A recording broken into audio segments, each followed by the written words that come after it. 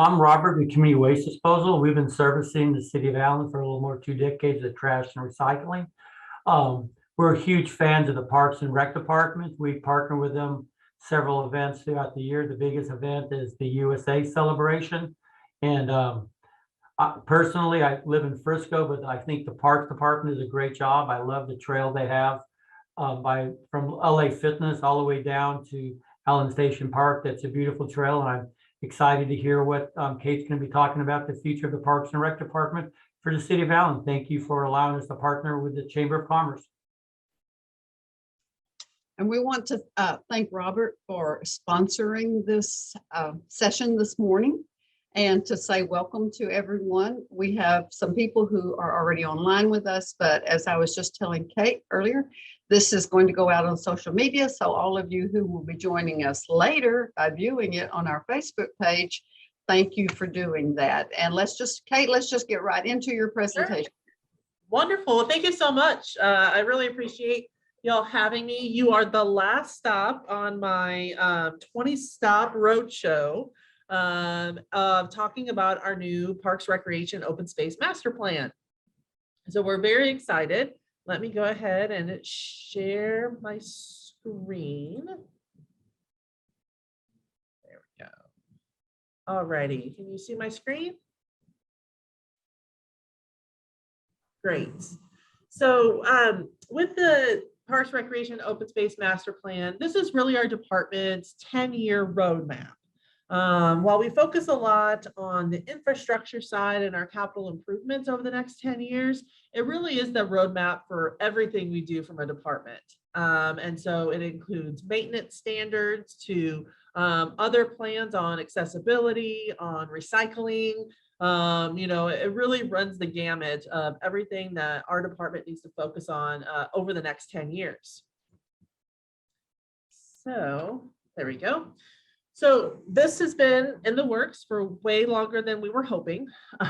We actually started this back in 2019 with a community survey that kicked off in November of 19 and ran till February of 2020.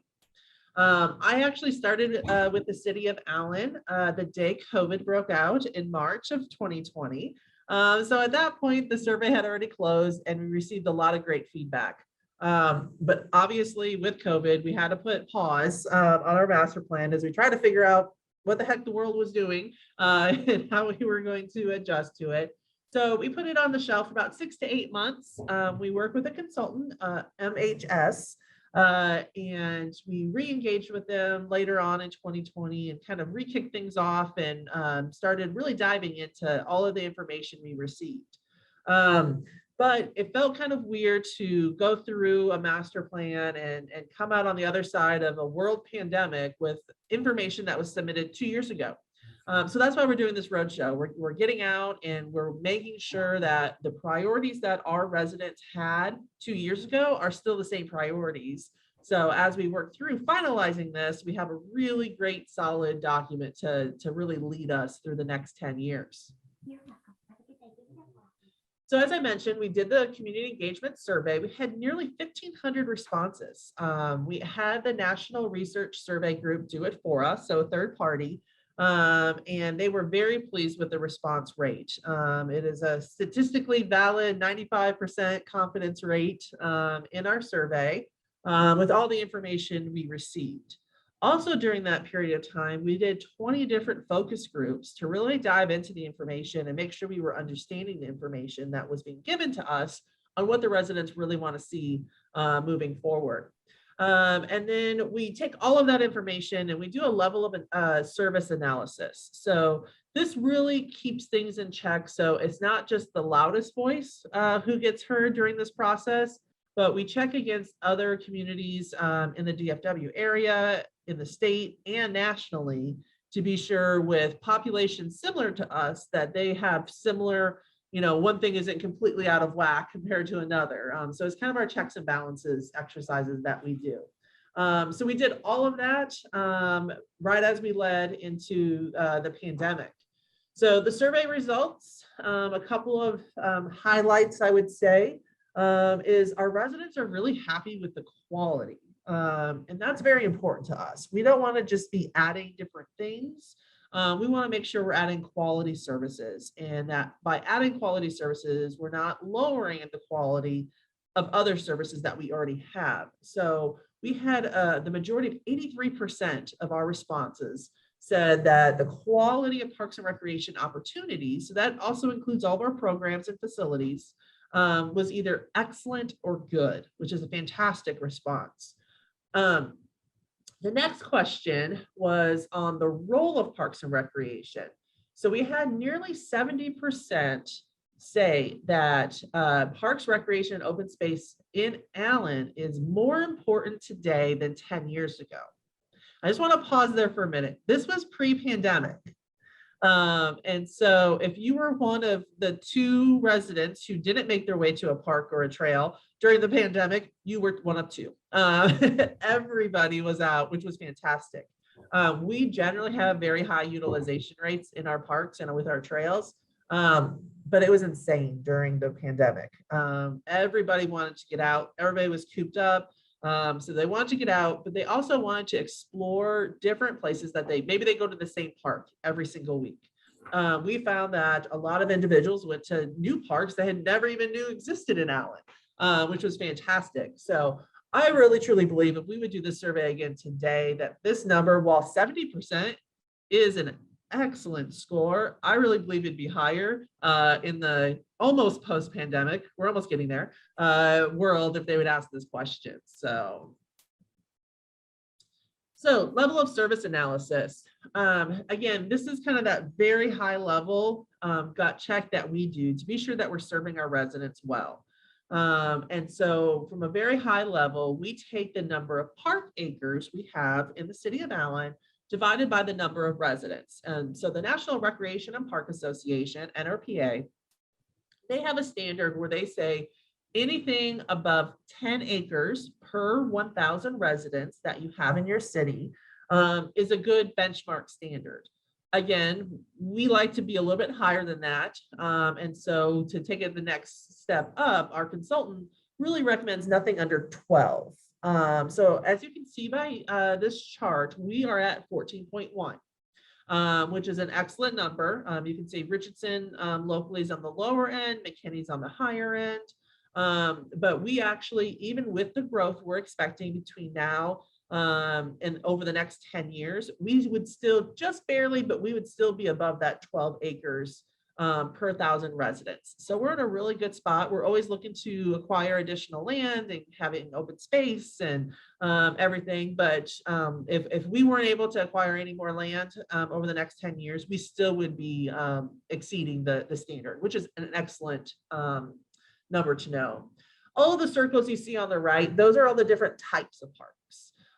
So the smaller circles, those are our pocket parks or our neighborhood parks. They're really meant to be served within a half-mile radius of residents living, while the larger circles, those are our regional parks. And they're really meant from a 25-mile radius to pull people in from an economic impact side. So when you think about, we talked about Allen, USA, we pull people in from all over and they bring their money and spend their money, which is great. You think about Spirit Park. We have a lot of softball tournaments out to Spirit Park. Again, a great economic impact side. So we designed those parks a little bit different. Those are the ones who have restrooms with parking and really meant for people to drive and go there as a destination versus our smaller neighborhood parks. We generally don't do parking or restrooms because it's really meant to serve the neighbors immediately around that area. So we really strategically look at all the different layers as we're selecting a park, what type of park needs to be there, and make sure it's serving the city in a strategic way. So another benchmark that we really take a look at is, it's great that we have over 12 acres per 1,000 residents, but we also want to make sure that they're properly placed, kind of going back to what I just mentioned. And so NRPA and the Trust of Public Land also have another standard called the 10-minute walk to a park standard, where we really want residents to be within 10 minutes of walking to a park. So you think about it, of course, not everybody is gonna, go to the parks, but when you pick your home or your quality of life and you think about all the amenities around you, you think about the parks, you think about the schools, you think about all the different things that make up a community. And so I'm really proud of our number of 76% of our Allen residents are within 10-minute walk to a park. Just to give you a little comparison, the national average is 55%. So while we would love to be 100%, it's never going to happen. But we will always strive to increase that number to get more of our residents to be within a 10-minute walk to a park. So 76% is a very great score for us. This is just a quick overview in case individuals don't realize how many parks Allen has. We do have 63 parks. You can see on the different classification side from big to small to linear parks and the number of acres. But we have just over 1,800 acres. 1,500 of those are developed and maintained. Our undeveloped ones is the McDermott property, the Molson Farm property, and we also have another property up near Custer. So with the community feedback we received through that initial survey and focus groups, I could have had probably 5 pages listed here of some of it. This is just a little snapshot of some of the feedback we received. People want shade for the playgrounds. They really want us to continue our trail master plan. So this master plan, just for clarification, is not our trail master plan. So we have a whole separate master plan that is specific for our trails. And so while our community was very vocal in talking about the trails and wanting us to continue our trail program, basically this plan just points back to the trail master plan to say complete that plan. But it does come up. We do make sure we capture that information because we wanted to be sure this was an all-inclusive capture of what the residents were telling us. And again, you can see on here examples such as the dog park. The dog park was already approved because we had heard over the last 2 years since we started doing the survey that everybody wanted the dog park. So we already started working on that. So that is already set to, we're in construction documents right now, and we'll hopefully be opening that in the summer of 2023. So we didn't remove anything off the plan, even though it took us 2 years to get to this point. We're just simply capturing it there and then adding information saying opening soon. So the needs analysis, again, we're really making sure that we're balancing and not just listening to the loudest voice. So some other things that we were able to do is there's some standards regarding sport fields.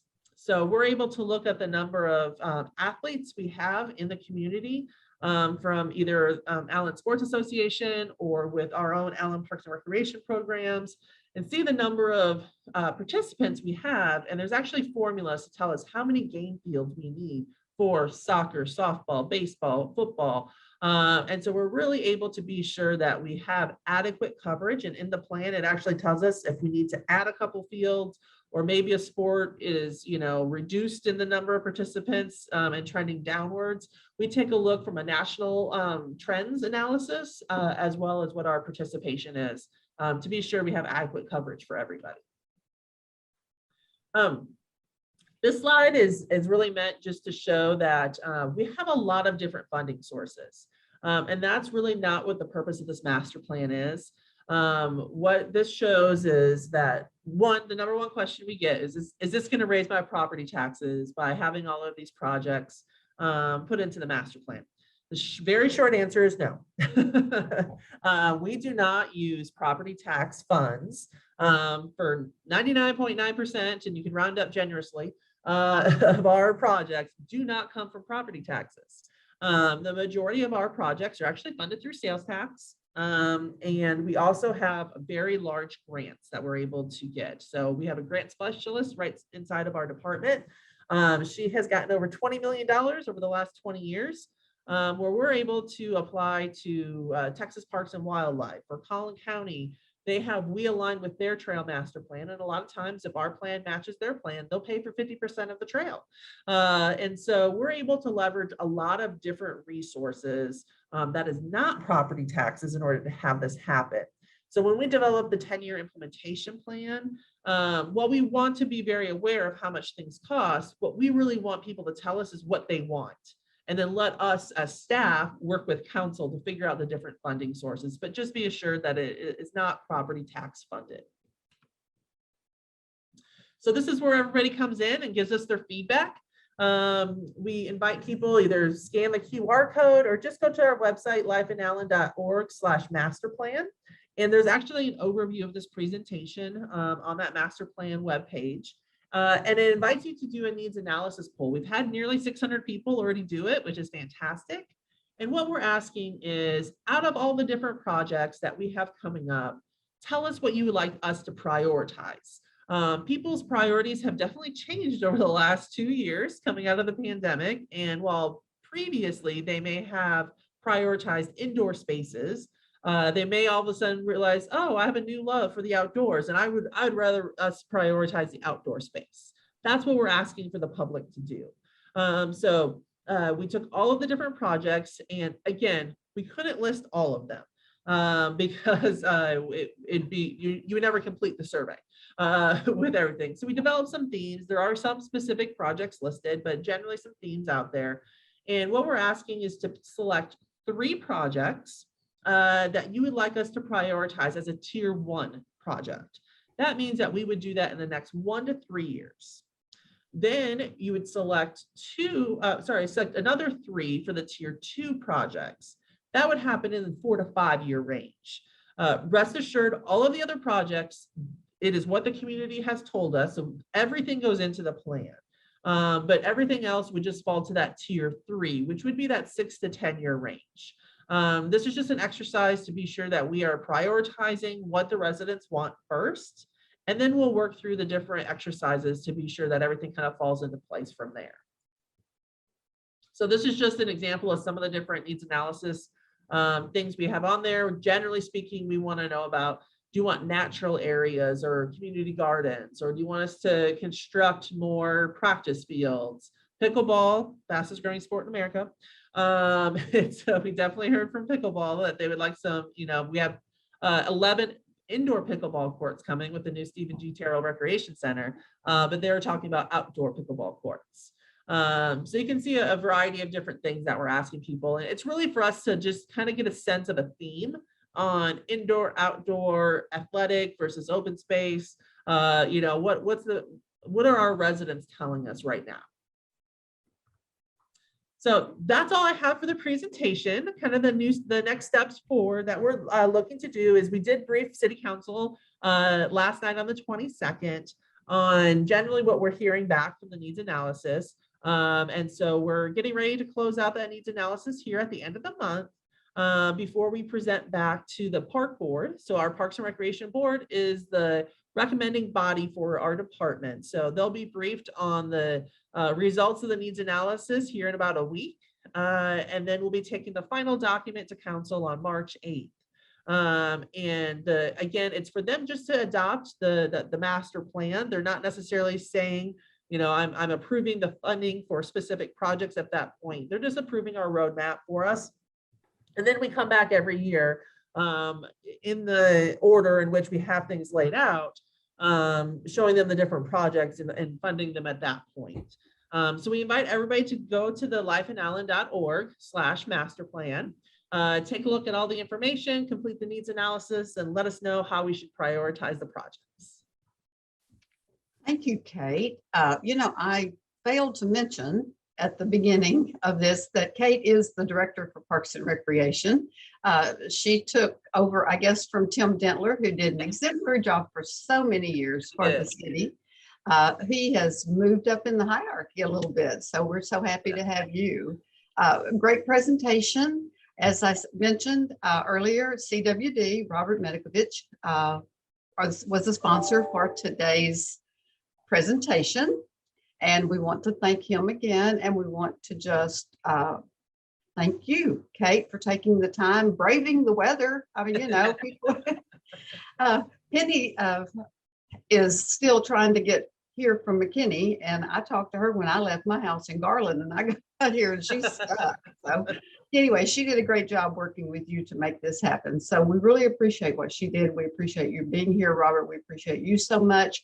Those of you who joined us, thank you for being here. for those who are going to be joining us on social media, thank y'all, and be sure and go to the link that Kate provided to provide your input.